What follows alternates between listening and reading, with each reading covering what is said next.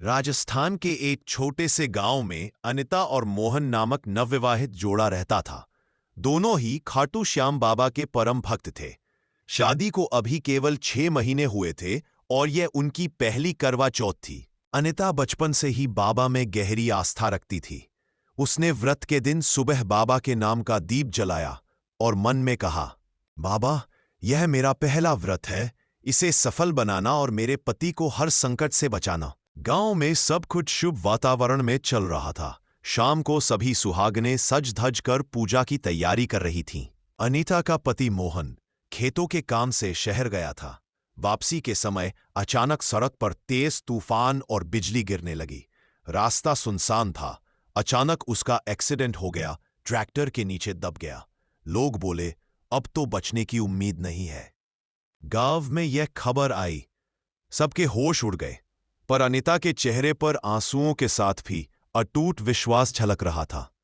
वो भागकर बाबा के मंदिर पहुंची, घुटनों के बल बैठी और बोली, बाबा, आज करवा चौथ की रात है। सुहागनें अपने पिया के लिए व्रत रखती है। मेरी पहली पूजा है, मेरी पहली आस है। अगर मेरा विश्वास सच्चा है तो मेरे मोहन को जीवन दान दीजिए। उसने बाबा के चरणों में अपनी चूड़ियां तोड़ दी और कहा, अगर मेरे पति को कुछ हुआ तो यह व्रत अधूरा रह जाएगा और मैं भी आपके चरणों में समर्पित हो जाऊंगी।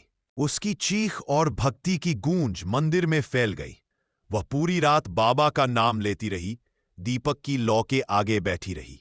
उधर एक्सीडेंट की जगह डॉक्टरों ने मोहन को मृत घोषित कर दिया था। जैसे ही मोहन की देह अस्पताल में लाई गई, अचानक आईसीयू के कमरे में बिजली चमकी और डॉक्टरों ने देखा धड़कन फिर से चलने लगी। मोहन की आंखें खुली। उसने कहा, अभी अभी एक दिव्य पुरुष आए थे। उन्होंने मेरा सिर सहलाया और कहा, तेरी अर्धांगिनी ने बाबा को पुकारा है, इसलिए तुझे जीवन का वरदान दिया गया।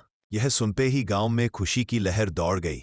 अनीता ने जैसे ही चांद को अर्घ्य दिया, वैसे ही अस्पताल से मोहन के ठीक होने की खबर आई।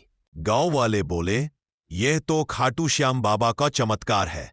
सबने मिलकर मंदिर में भजन संध्या की और बाबा के जयकारे लगाए। जब सच्चे मन से कोई सुहागन व्रत रखती है और बाबा को पुकारती है तो खाटू श्याम स्वयं उसकी रक्षा करते हैं। अनीता की श्रद्धा ने करवा चौथ की रात एक मृत देह में प्राण फूंक दिए। यही है श्याम का अद्भुत चमत्कार। आइए हम भी उसी श्रद्धा से बाबा को पुकारें। कल फिर मिलते हैं नई कहानी के साथ।